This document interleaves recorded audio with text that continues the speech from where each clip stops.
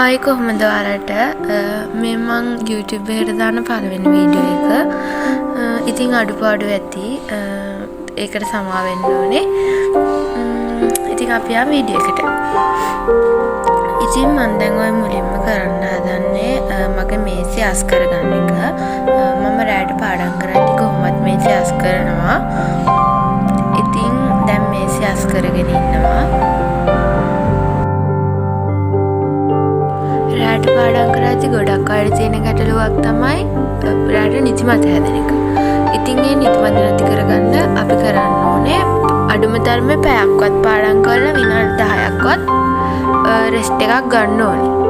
පොඩි බ්‍රේක් එකක් ගන්න ඕනේ. එහෙම නැත්නම් අපි එක දිගට පාඩම් කරද්දි ගොඩක් නිදිමත හැදෙනවා.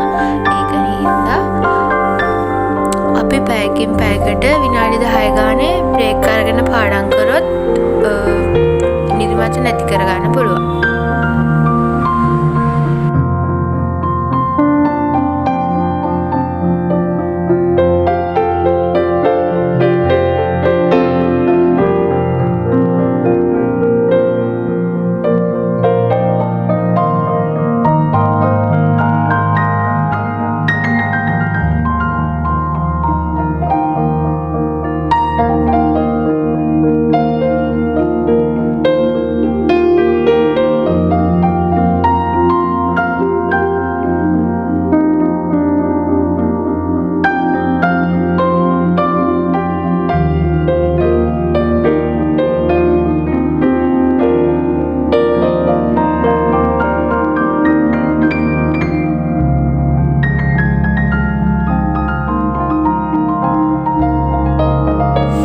දැන් මේසය අස් කරගෙන ඉවරයි. අපි බලමු කොහොමද අන්තිම රිසල්ට් එක කියලා.